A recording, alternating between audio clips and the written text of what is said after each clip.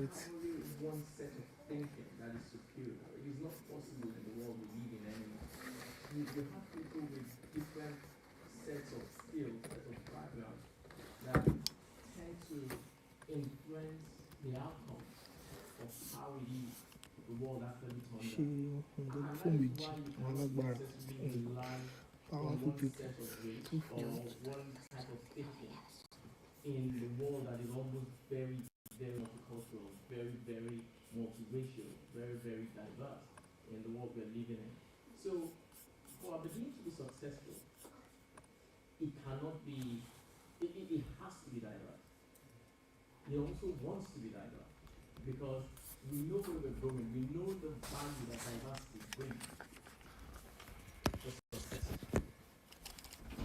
But there's some resistance that you will face in diversity, and you might tend to see as you go higher and higher within different specialties of life.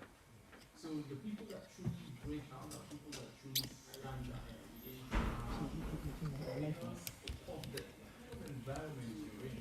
I want to take your phone to the front. Hope nobody will call you. Can we put this on this? No, don't disturb. He wants to put it by yourself.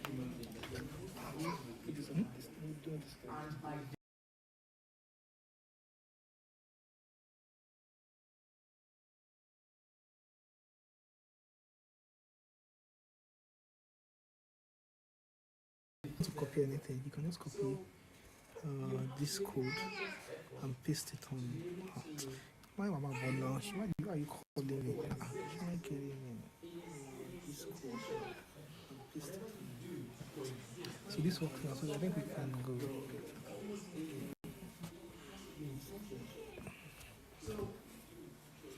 My mama born now. Center now. Center. Can you pick my arm? You're not in second. Enter through the door.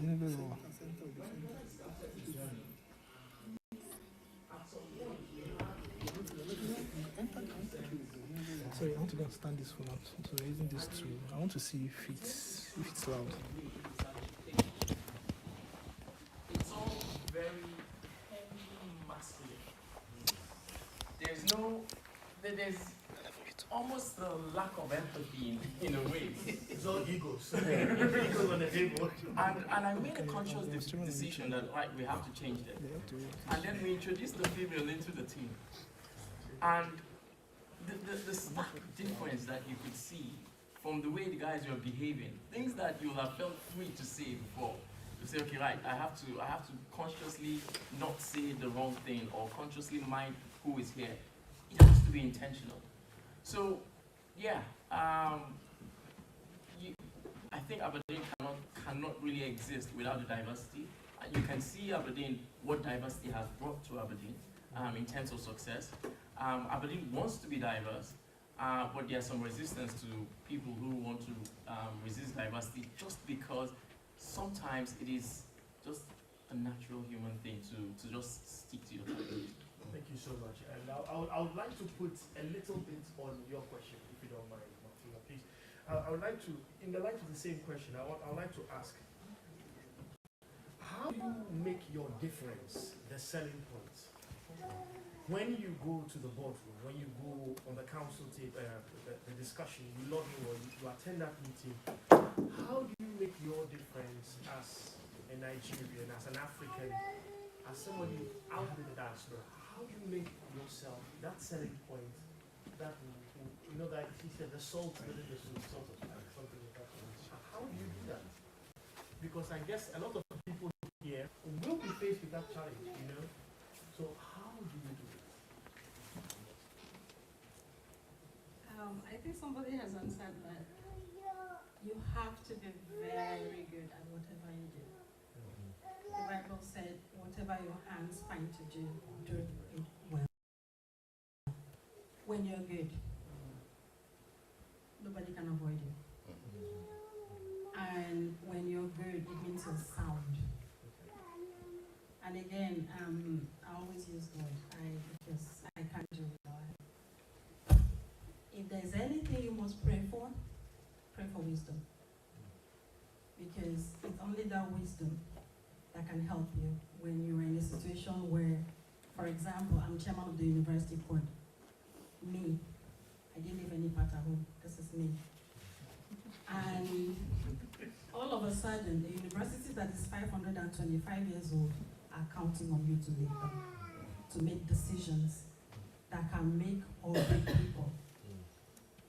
And then when you're in that situation, all that speaks is your wisdom, is your intelligence, is the fact that you're good. And Rotimi said, Aberdeen cannot do without diversity. The privilege or the opportunity we have is that they said when you're somewhere and the place stays blind, it means you're used to smell. When somebody walks by, what's smelling? So that's the advantage we have. So when you get into a place, everybody is used to how that because you're different, you see things differently, you're going to pick so much so that can make a difference to that team and it's people.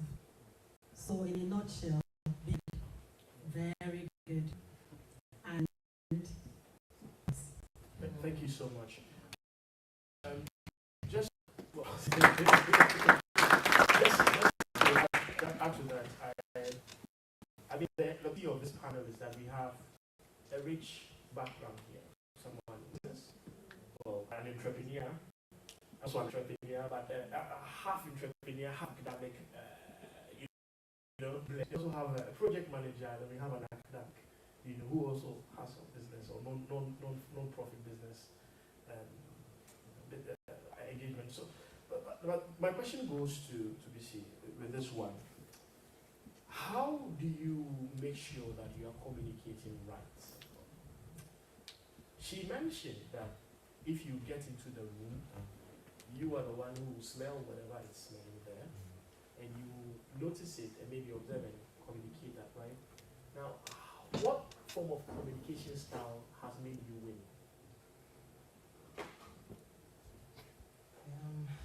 That's hard. And I say hard because we have different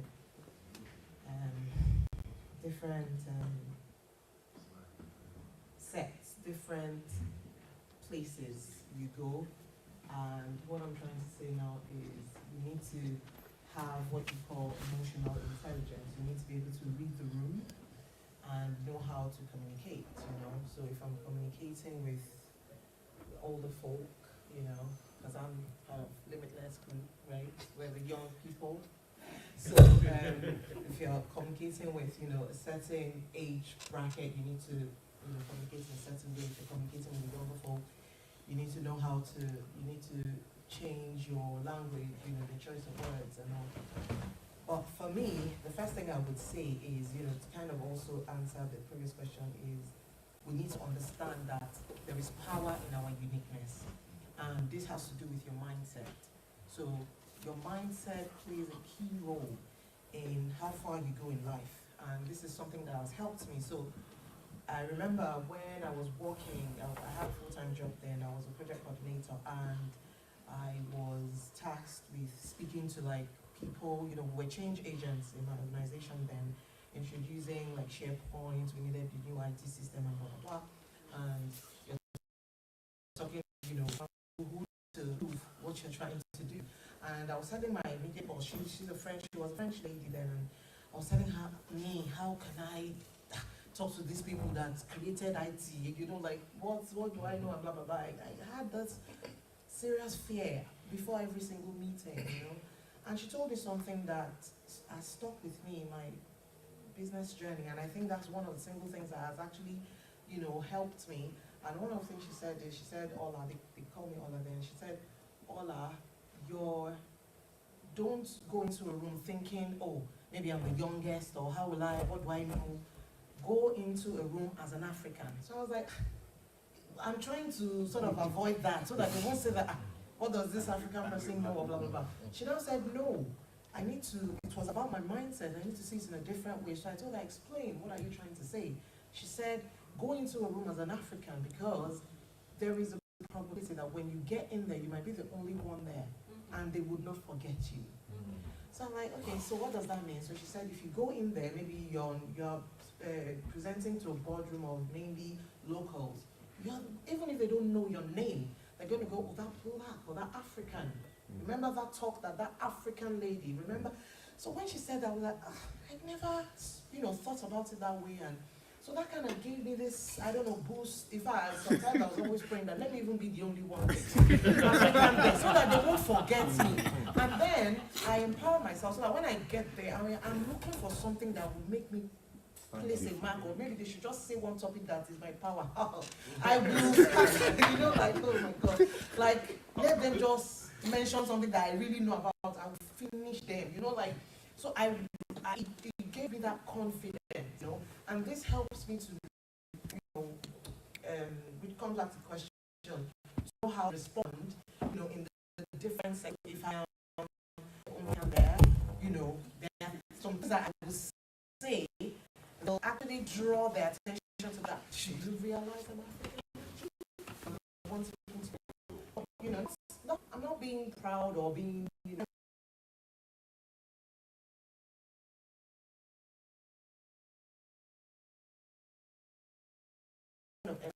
go in, you have the female that takes you advantage, if you go in, you have the male there, only enjoy, whatever it is.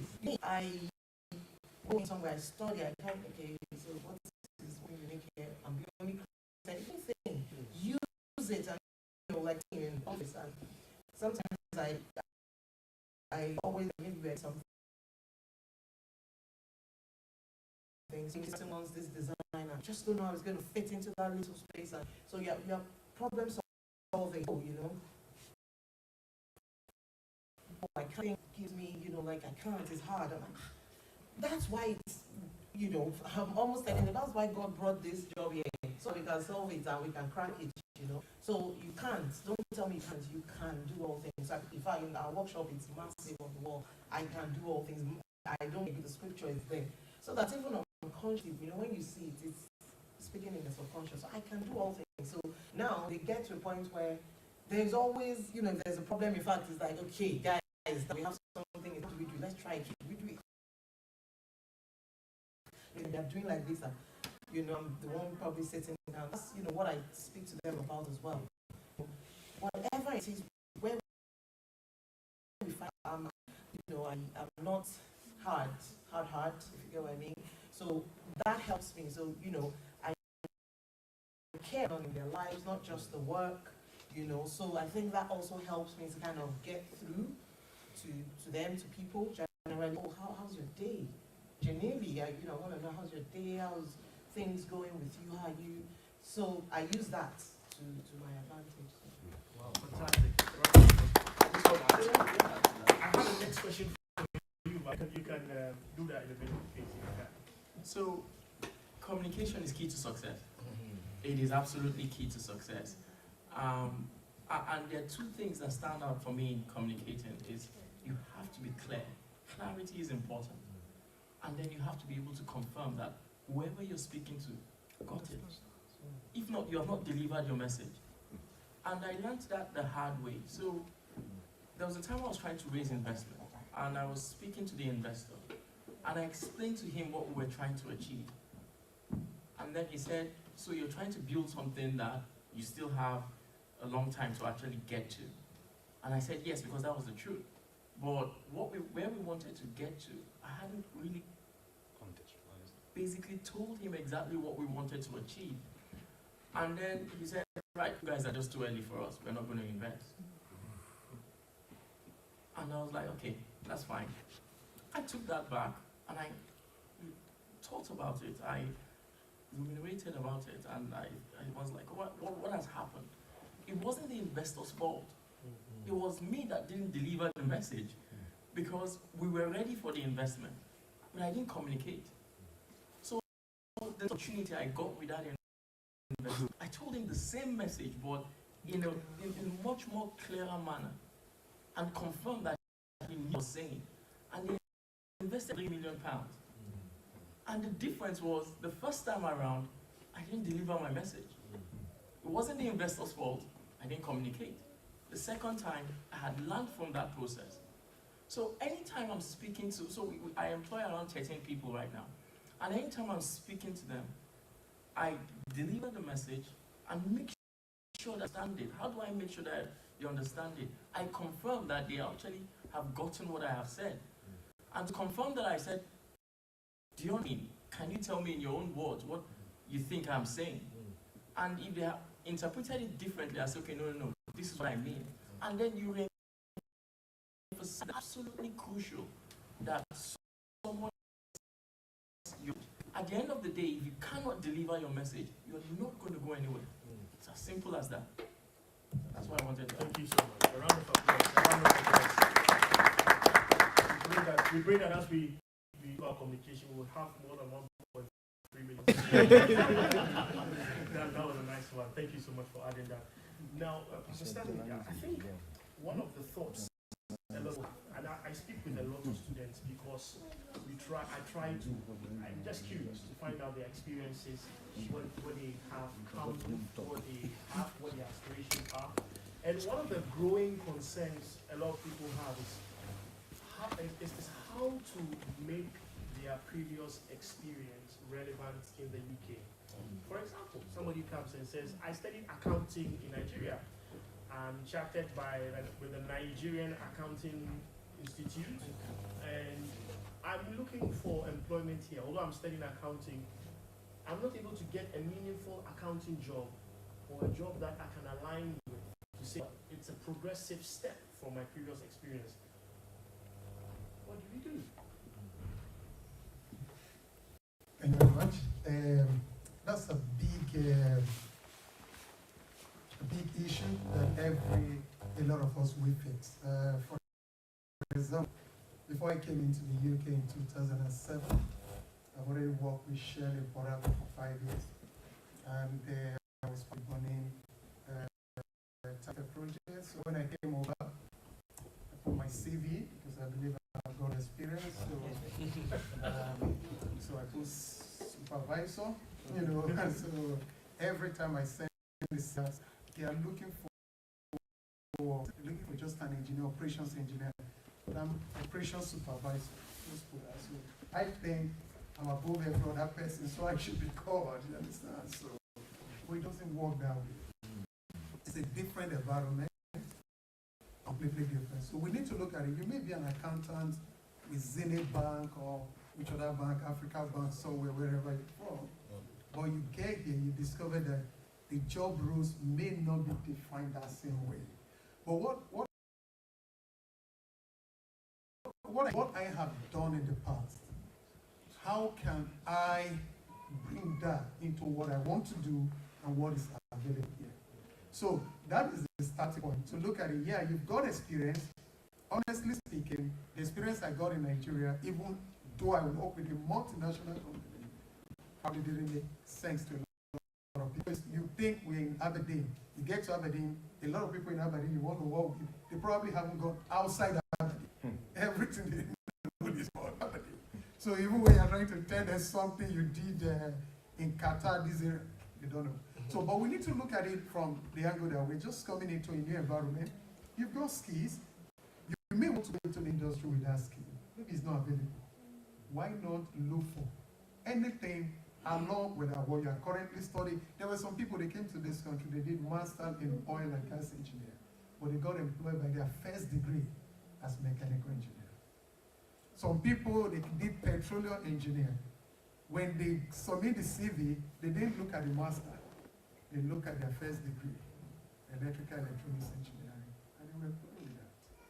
So we need to be open to understand that it's a different environment, but one thing I want to mention is that along the line, that your skill will become very relevant, and it will become very visible. Then you use it.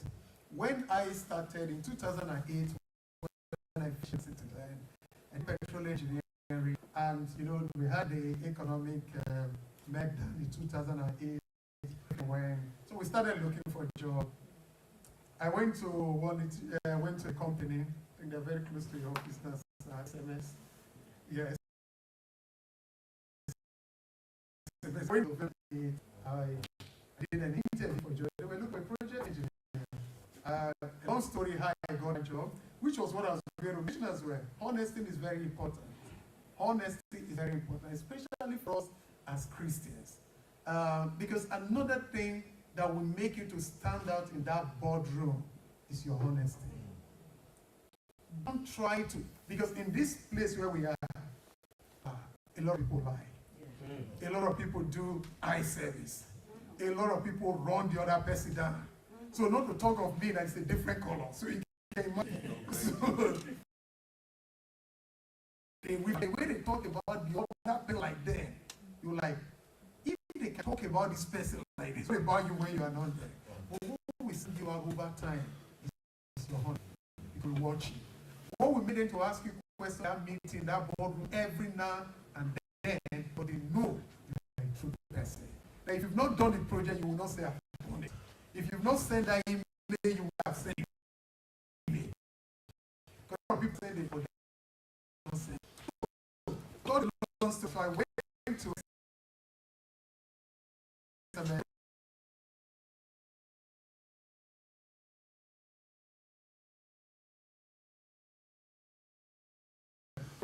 how much is saying start 22, 24. He didn't know he was a Christian, fervent, fountain of God by grace of God. So,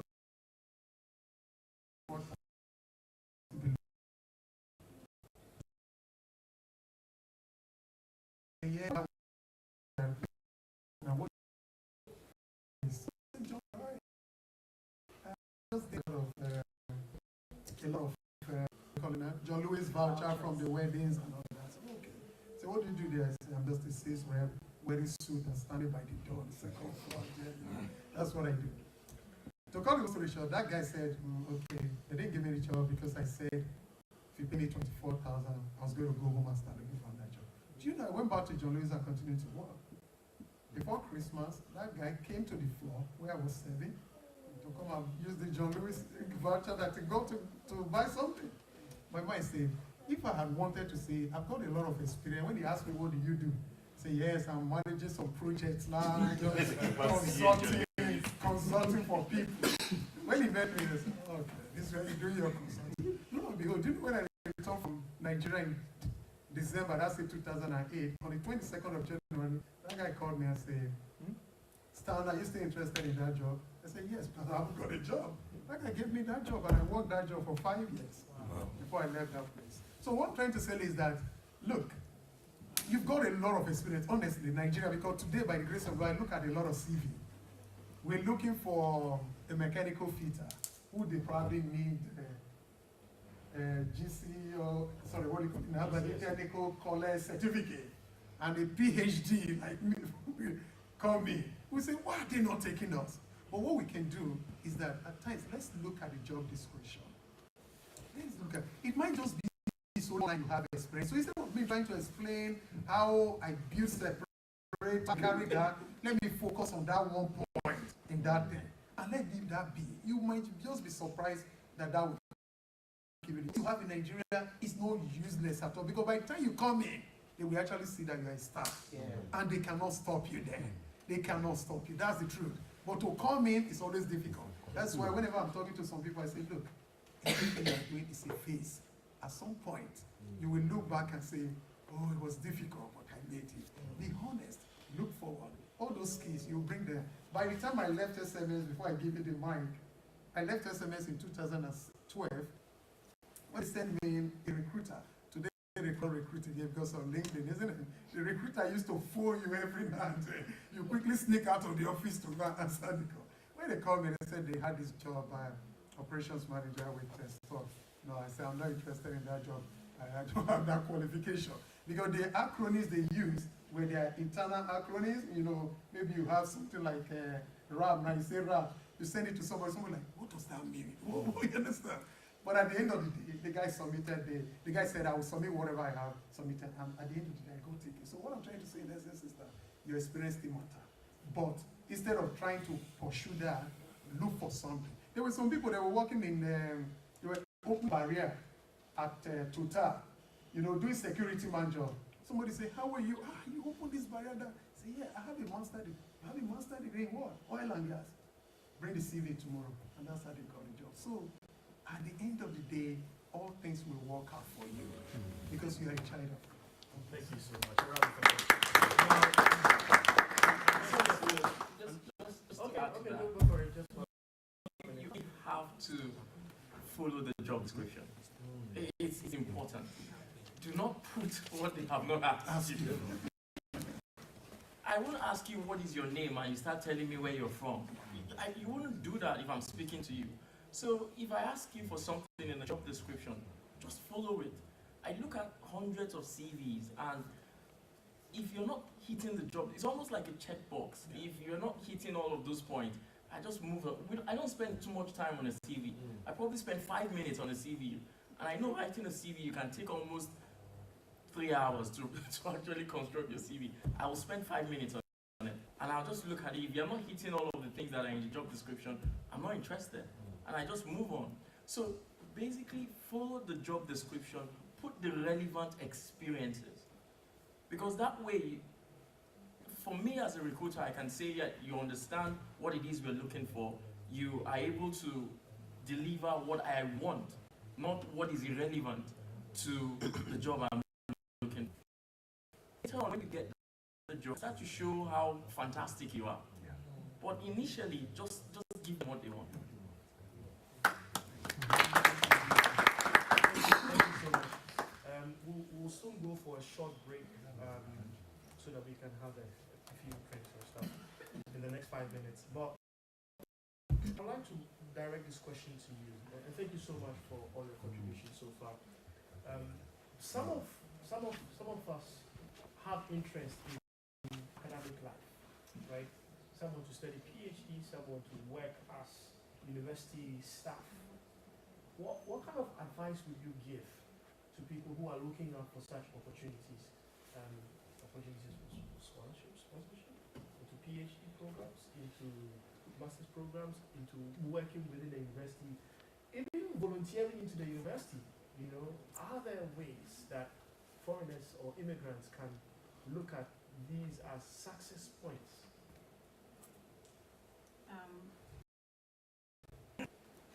It's relative, I would say. For PhD, we have designated scholarships, and sometimes it's unfair because whoever.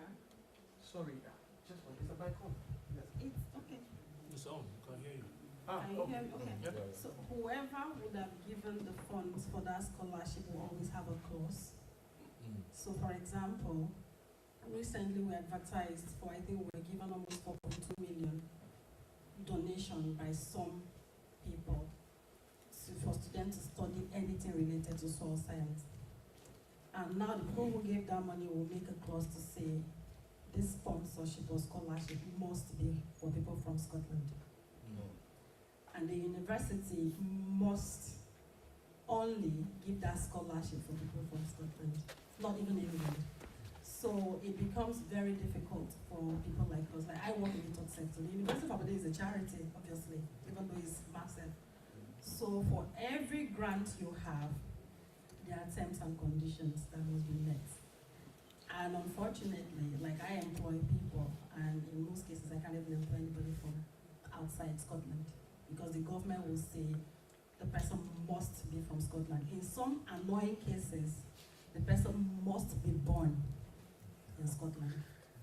So when you have those kind of clauses, there's really not so much. But what the university is trying to do, because obviously I'm trying to see what I can help, you know, COVID happened, things are difficult, cost of living is not just in the UK, it's everywhere. So for students trying to do PhD, masters, what can the university do? And we're having conversations. I think they've even done some like 5,000, you know, pack scholarship and things like that to encourage students to come and study. So again, like I said, it's relative. And about employment, the University of Aberdeen is an equal opportunity employer, obviously. So if you advertise for a job, please don't hesitate to put in your CV, your application.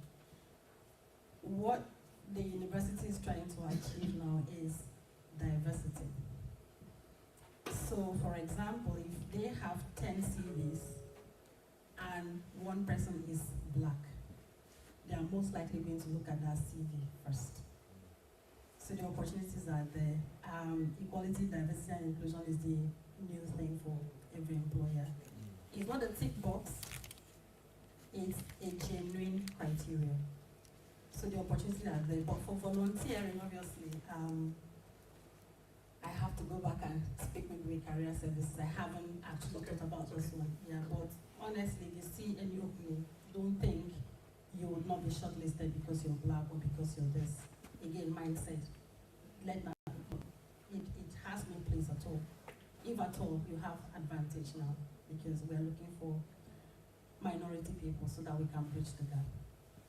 And it doesn't have to be junior roles. If there's a senior role that you think you qualify for it, go for it. Thank you so much. A round of applause, please. So we're going to do a big session, but as our speakers were delivering their keynotes, I think that I took a few notes down. Now, the first one is networking. Signpost is key. Signpost to signpost to signpost. The second point is the only properties. I think I wrote my own notes. Okay. So the second one is your uniqueness is your power. Make sure you use it. Communication is key to success. Be clear every time you deliver a message and confirm that what you have delivered has been understood. The next point is be open-minded, asking the right questions. Also, value your previous experience as down the line will come out or be relevant. Now, another point is mindset adjustment is essential. The last one is only the people that do extra are the people that win.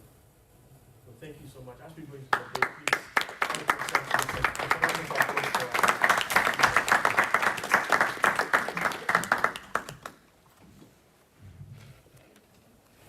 Hi everyone, I'm Yekemi Otaro. Thanks so much for inviting me to speak at your event. I heard about Creed Aberdeen from Oluwaseun, so a huge thank you for inviting me today. I can also see that you've got an amazing lineup of speakers, most of who I know, so I know that you are in for a treat today. So just a little bit of background. I moved to Aberdeen about 18 years ago, and I came with my husband. We had been married for about a year and a half at the time. I'd finished a master's degree in petroleum engineering before I came, and my first job was at Total in the reservoir engineering team. So, coming into Aberdeen with, an education, but not knowing whether that would be applicable or whether I needed a UK degree to actually get the sort of jobs that I wanted to get was a little bit of a concern. So I suppose when I go back to the theme of your event today, looking at immigrants and how we can thrive in the UK, I think one of the first lessons I learned when I moved to Aberdeen was not to believe everything I hear, okay? So when I moved to Aberdeen, one of the first things I was told is that because I didn't have a UK degree, that I wouldn't be able to work as an engineer, okay? And I heard this from other Nigerians, right? That was not something I was going to be able to do, and I was actively encouraged to look for jobs in care homes. Now, having a bachelor's degree and a master's degree in engineering, I just didn't accept that, and that's one of the first things I want to say to you today is don't accept everything you hear. Always be expectant, always be passionate, and always stand ready for those opportunities. So the first thing I did was to, carry my knapsack, had my CV in it, and I walked along Union Street, putting my CV into every recruitment agency that I came across. I just refused to accept that. The only place I could work was a care home. And that was in 2004, December 2004. So I want to encourage you to have that confidence to go for, what is yours. Today, I'm doing a whole lot of different things. So my journey from Total, led me to work for companies like Schlumberger, and I work for GE. And I also got, a couple of other degrees to help me take on the sort of roles that I wanted. So I wanted to move away from technical roles and more into commercial roles. So I went and did a degree. So my second point is that if you are not in a role or position that you feel passionate about, please go ahead and upskill yourself. And upskilling yourself doesn't necessarily mean going back and getting a degree. I have an affinity for education and university, but it's not the only way. Take on volunteer roles that allow you get that experience. Look for a mentor, somebody that you look up to, somebody who is maybe doing the sort of things that you want to be able to do, and learn from them. Do online courses. There's so many free online courses that you can easily get on and upskill yourself and do something that will move you closer to maybe some of those roles that you want to take on. So be willing to invest in yourself. One of the challenges that I came across in general was people had a certain stereotype about what a Nigerian, is and how they behave and what to expect from them. And some of you listening to this may be in a similar position, or you have been in the past.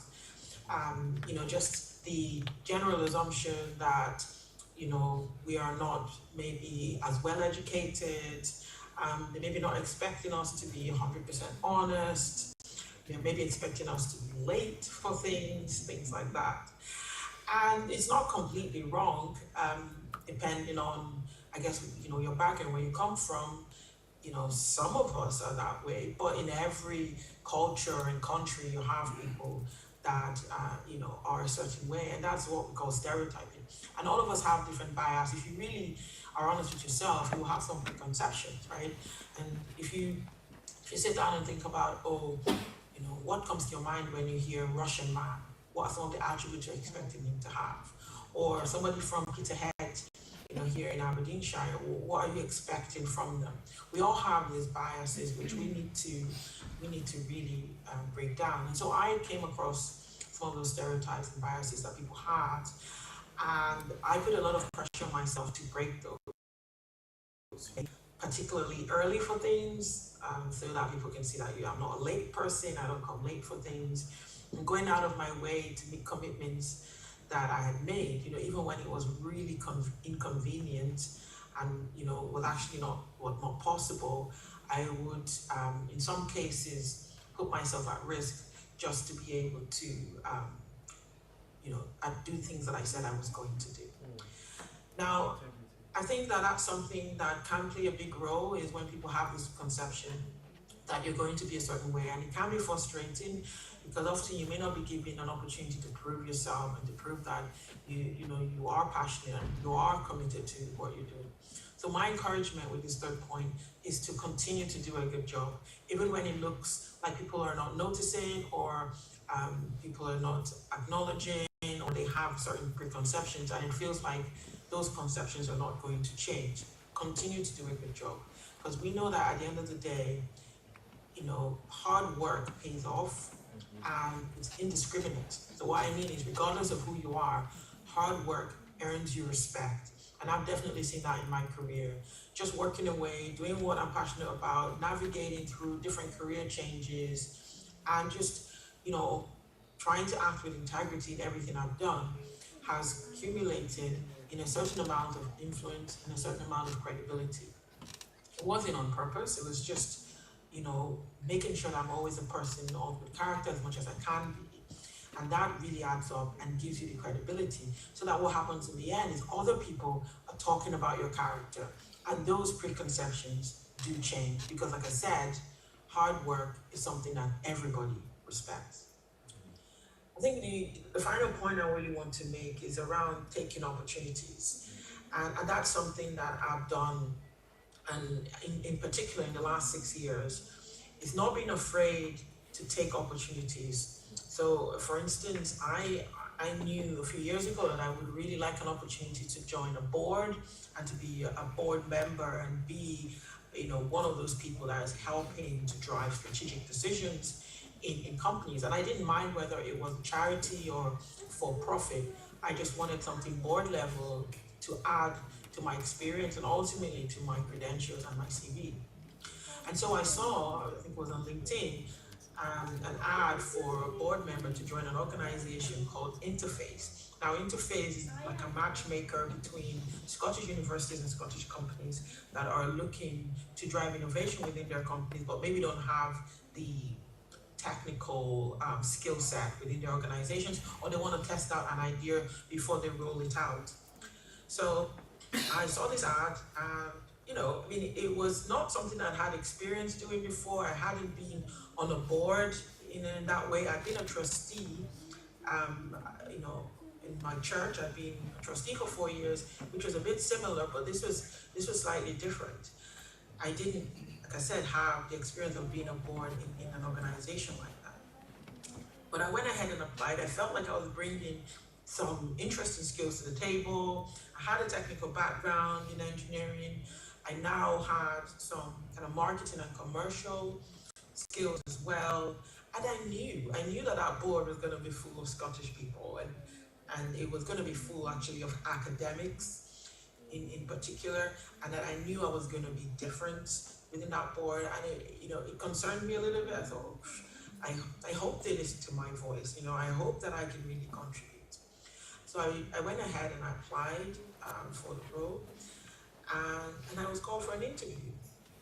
Okay, and I went to Edinburgh and I met with the chair of the board, and in fact, at the moment, the chancellor of Edinburgh Napier University, and that was around 4 years ago. And I eventually got that role on the board, and it's just an opportunity that I wouldn't have taken, say, 10 years ago. I wouldn't have had the guts or courage to apply for that sort of role. But I was already at this point where I was feeling like, look, if you don't take these opportunities, they're not going to be handed to you. No one's going to say, oh, we've noticed you sitting quietly waiting. Here's an opportunity.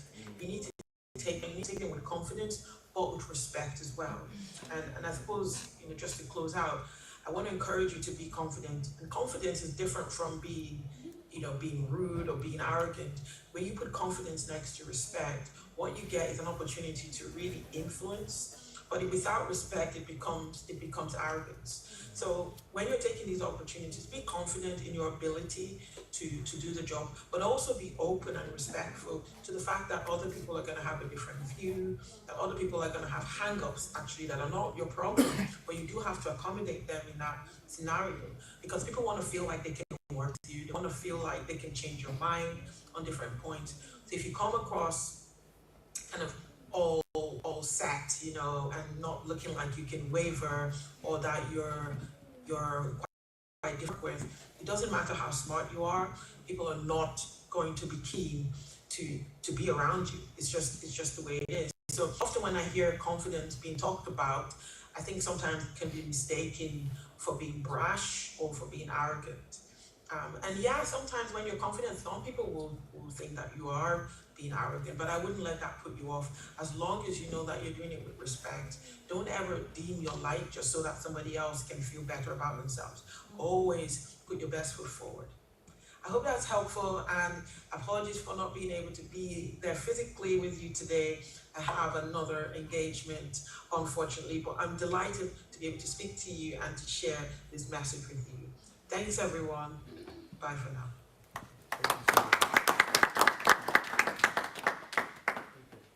I understand. Now, thank you so much. Even though she's absent, she's not present, but I'm grateful for her submissions. I think part of what she said complements what the panel raised, things about integrity, things about trust, things about confidence. So I think that she's spoken very, very well. Now, at this stage, we would like to open the floor up for questions. So I'll please ask that if you could lay your question within a minute, that would be fantastic, maximum. So if you do have a question, you can please raise your hand up, and our panel will be glad to answer them. So I will hand you the mic. Thank you very much. My name is Isaac. I think my question will go directly to Dr. Rotimi. I'm also an engineer, a PhD holder. but I have a passion towards making people to realize that they can be wealthy through some ideas. And I have that ideas which has to do with the knowledge of trading. And one can make a hell out of resources there. But I want to transit to a point whereby I'll be able to start up my own company here in the UK. Be it financial educations or in terms of financial management. How can I do that?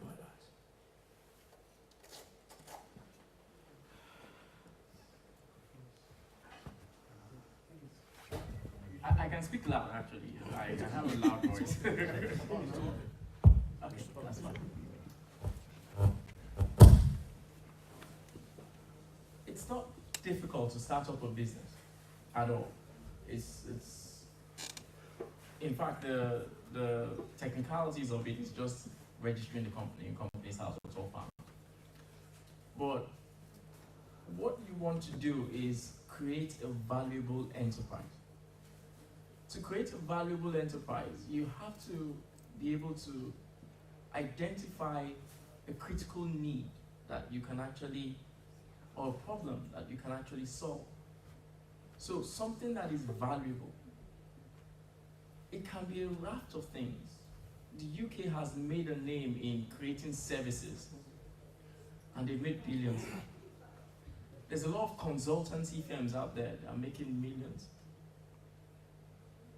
But if you want to really get the attention of the investment community, you have, that is different from consultancy, that's different from offering services. It is an innovative product that solves a need in the market that is a large market.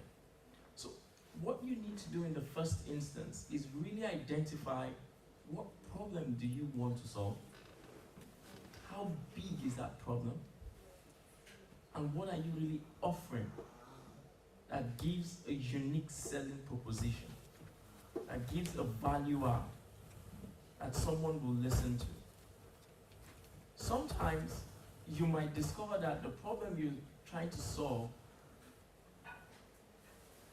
in a way does not really exist. It's almost luxury. If you think about Facebook, they were just basically trying to create a social network for universities, and then the world discovered that this is something we would like to have. It permeated everywhere.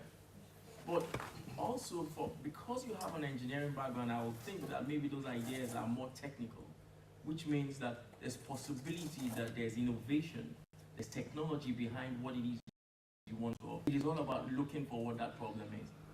During my PhD, I was researching on microfluidics. I didn't hear about microfluidics when I started my PhD. But when I got in, I said, this is interesting. You're trying to deal with chemistry here. And I didn't understand the problem that existed. So once I finished the PhD, I spent 18 months looking for the problem to solve. So we had a research, we had a technology that possibly could do something. We started looking for what the problem was. And then we discovered that there is a huge gap in lubricating oil analysis where what currently exists is very inefficient. And what we could do was productize what we had to have an industrial application. So sometimes you just have to do your research critically. And once you do your research, then you just start to add the pieces together, which is, this is the product I'm going to solve. This is who I'm going to deliver that product to. You understand who the customer is. There's a whole, I think one of the things that you need to consider in the very first instance is almost something called customer discovery. Or finding out who your customer will be. And finding out whether that customer has money to pay you in the first instance. Or if they don't have money to pay you, who's going to be the end user? Who has the money to pay you? Because those are they can be two different people. And not people that use our technology are not the people that have the money to pay us. So we have to look for the people that have the money to pay us, and then speak their language, and then communicate to them, and say, right, these people need this product, but you have the money, you have to pay for it. And those people that need the product might be the influencers for the people that make the economic decision. So all of these things are on that discovery journey, and really understand what problem you're trying to solve, how you're going to be paid for it, how you're going to deliver the solution to the people that have the problem. And then I think I have a semblance of a business proposition here. And then the journey just starts at that point.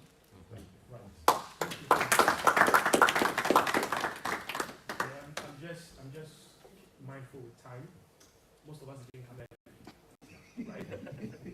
So I'm just mindful with time. So I'll accept 2 questions in the house. Beyond this session, we're going to have networking. So if you have a specific question you think you may want to point to a particular person in the panel, please feel free to do so. So I saw a hand up there. Yeah. Thank you. Thank you very much for the presentations. This question is specific to... Can you please introduce yourself? My name is Jeremiah. Thank you. Pastor San, you mentioned something regarding having a lot of experience back in Nigeria and then making that transition here in the UK and then just getting your foot in through the door initially. When you do that and your foot is in the door now, how long would you recommend you stay within that entry role, whatever that might be, before you transition into where your skills will be better utilized? Thank you very much for that question. I think just to say it's going to be relative because at times you get into the same company and you discover that your skill, there is actually an opportunity within your company, and depending on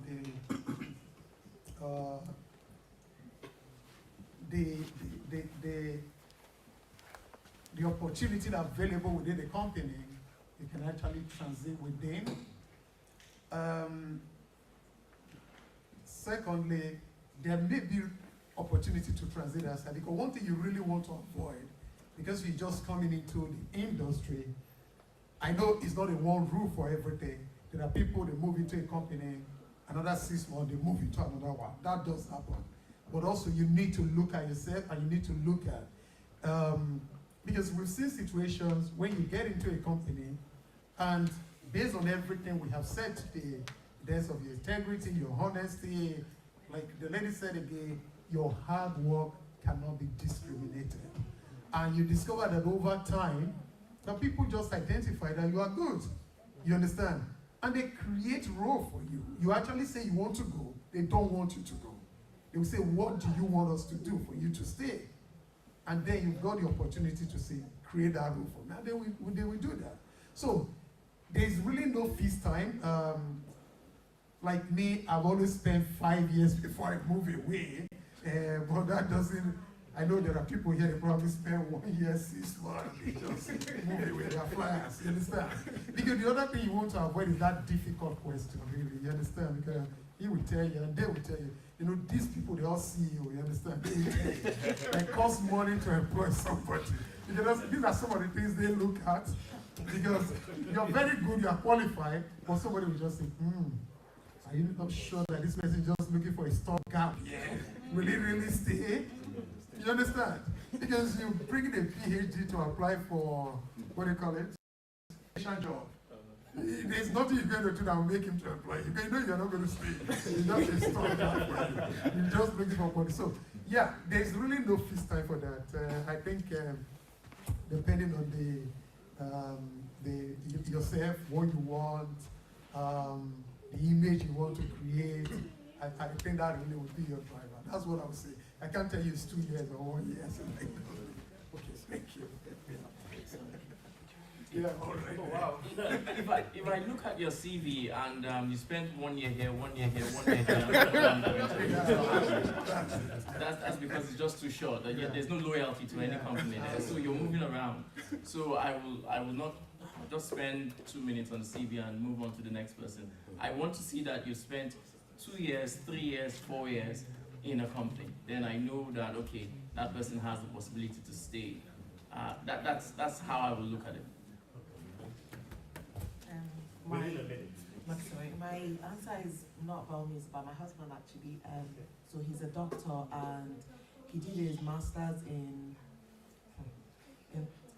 what did you people do your master's in? Business administration, MBA. MBA, internal International healthcare management. Oh, that one. So that's so that's the master's he did, right? So when he started, he went into clinicals obviously and all that. So me, I was just like, this MBA, how far, and all that. So he was like, yeah, we're doing. He just kept working. Fast forward, where he is now, he's a partner with GP practice in Peterhead, right? And he entered as a partner and all that. So he started, when they're having like their partners meeting, when they're the people side of things and all, it was naturally like, helping and, they could see that there's just something and then, they knew that, okay, his master's is in the MBA part of it now. He's literally like leading things around, like, is it people management and, how managing the business, if you get what I mean, and all that. So what I'm trying to say is sometimes it might not be, maybe I'm waiting for like 1 year or 2 years and then I now move like they're saying, but it could be when you're in that role, maybe you have a desire to maybe do a particular role and you see the opportunities or, volunteering, take it up, invest, partake and all that, and eventually they might, like he said, they will create. Because one thing I think the locals appreciate is when they see value, they really would not let you go. And what I've discovered is they will pay. They will pay you good money for value. So start by, in a way, give it free is what I would say, how can I help here? He'll stay back and look at their books and give them some ideas and blah, blah, blah. So now he's probably one of the youngest partners, but he's, in that, it was like it was created and, all that. And then in my organization as well, I've got a team of 6, and one of the second to the last person I employed, she's just, I don't know, I've just taken to her because, I shouldn't say, but I've taken to her so much because, maybe I'm talking of more strategic decisions now, whereby it's not just about looking for customers, it's about how do we change our processes, how do we, she is saying, okay, make sure you book a meeting with me. What you were saying something, she's offering me, as in, and I'm like, this is not even what you're really employed to do, but she's offering value and all that. And she had a 1-year contract, and now in August she'll be retained, and I can't even believe what I was offering, because I'm like, I want to offer myself what I've just offered you. Because for me, it's about the value I know this person is going to bring for me. The role we took her in has totally changed.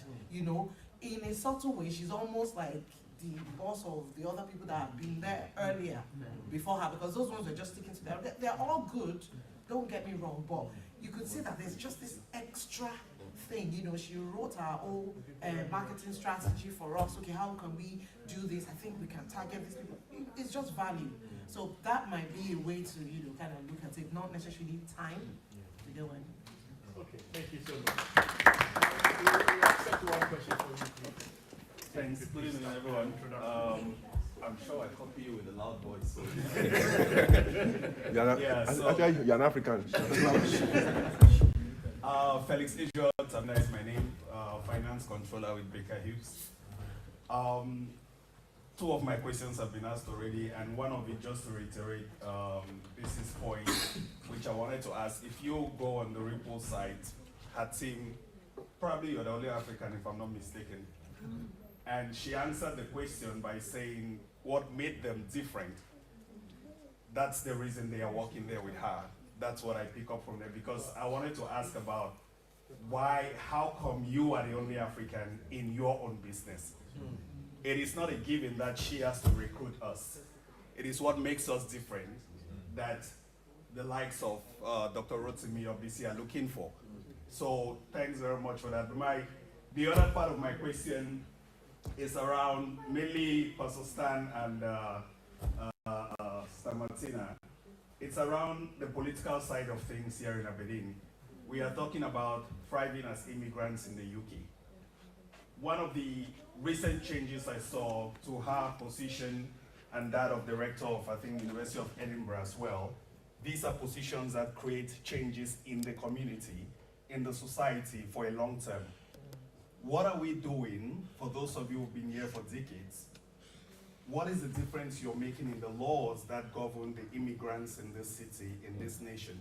Because I think we spend a lot of time talking about how we get into jobs, how we want to create businesses, but those businesses, the Lord Rector made a very pertinent point. Most of the universities have funds, but these funds are for particular groups of people. That is not because they don't want to support us, that is simply because the decisions have been made by them. So probably to both of you, what are those things you're doing now in your respective roles? Pastor Stan, I know we've had this political discussion before, but how are we using that to influence these people in this hall that will leave from here and say, it's not just about me applying for a job or looking for the next role, but join Fatima, who is now the councillor here in Aberdeen, to start, or Westhill, to start bringing in some changes. Can I talk with Sister Martina to say, I want to volunteer in the university on this particular sector to see how I change politics? So my question at the end is like, what do you think you can tell us to change that mindset from job seeking to more of policy direction and policy directives? Thank you. Nice question.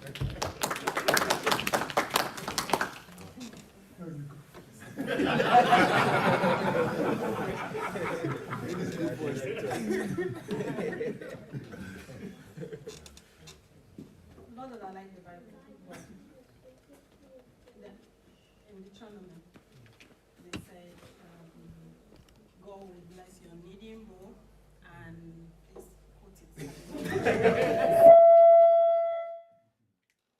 So what it means is that your gift may grow visible, and when you go somewhere, after you've lived there for more than 3 months, you're no longer a visitor. I found my voice. I know I had it, but over time I knew that my voice carried weight. It was significant, and I could influence decisions with just my voice. Not just blabbing, but saying things that are reasonable, things that need changing. So you talked about influencing policy. You can't influence policy sitting in your room. You talked about changing decisions. You cannot change those decisions without being in the table where those decisions are made. So the first thing is put yourself out. Before I made up my mind to contest for rector, I told my husband, I said, I can do this, but do I want to do this? And he said, go and speak to your mentor. Pastor Bruce is my mentor. And I said that, fear, where do I start? He said, Martina, you can do this, you have it. I wouldn't be rector if I did not, first of all, put my feet forward to contest. And if we want to make decisions or influence decisions, we have to start from the grassroots. We have political parties. I'm a member of SNP. I have registered, I've been paying dues for years.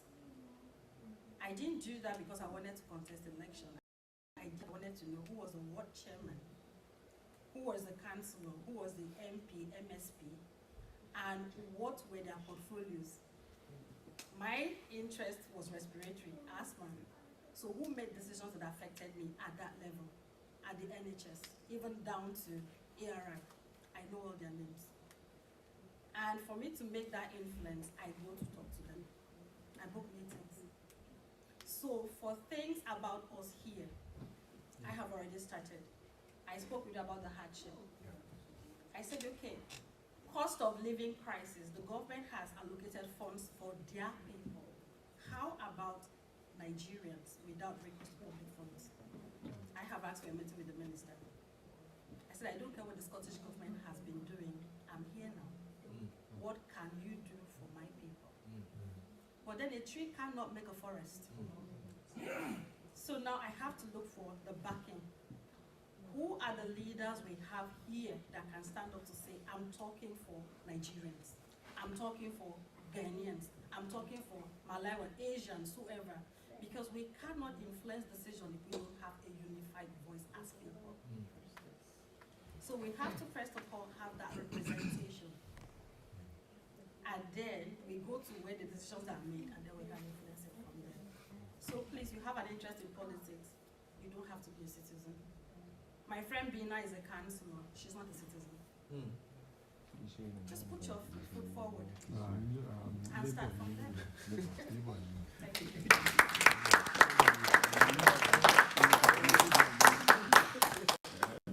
Thank you very much. And I think after what Martina said, hard career of SMP. So, and it's good to hear. We're going to meet Jackie together. Talk to Jackie. So let's go together. Yeah, like you said, I'm not ready to contest for politics either. So, at this time. but I decided to join, like she said. And again, you know, when you were saying it, you actually gave some example. Let's just get involved in the little ways we can. Put ourselves forward.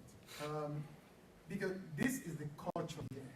These are the way people do things, you know, attending meetings, you know, networking, getting involved in those little things from school, even within your school.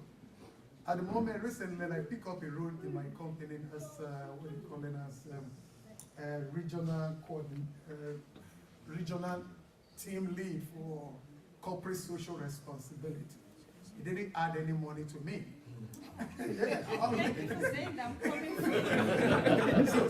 only took that on because I believe it was a global opportunity for me to have a voice. Because, like, you know what is happening in our community. It's been driven through certain things and all that stuff. But the only way you can live different, like we say here today, is getting involved. It's not going to be easy because you got so many things to do with your time.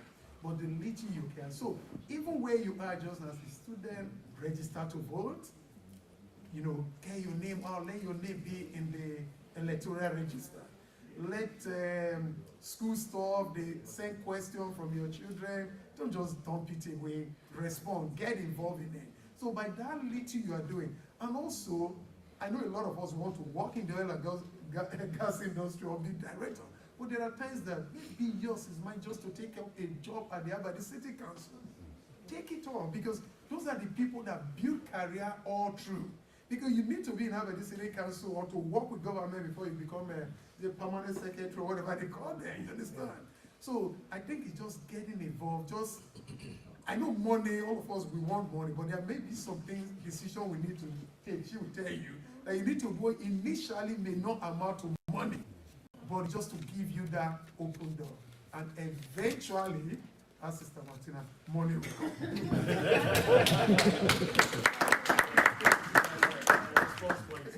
Now, Dr. Arabia, we are not ignoring your voice. We may accept the closing remarks from the panel on their behalf. So, thank you so much. Sorry about that. Please, if you can. I just want to add, and I'm coming from the business side of things. So, before we get to that, you know, the politics level, which I think, you know, there is a whole lot of steps, you know, before we get to that.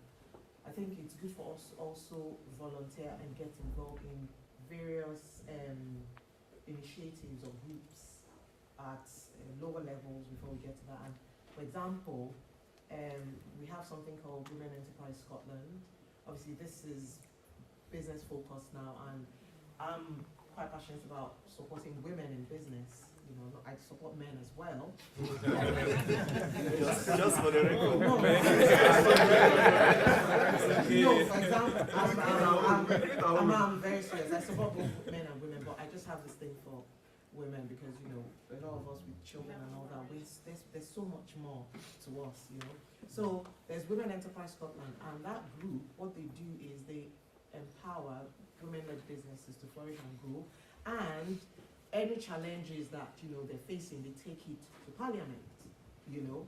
There's another one called Association of Scottish Businesswomen, which I was a member of the committee, you know. So they're all this, and I joined mainly to kind of find out what are you doing to ethnic minorities, because the board, all the levels were just locals all the way. So how would you support my business when you don't even know maybe my struggles, or you know, you don't even know? So how are you? So that's kind of how I joined that, and just by joining that, I realized that they have no clue the struggles for women in business. They have no clue, and they really want to know.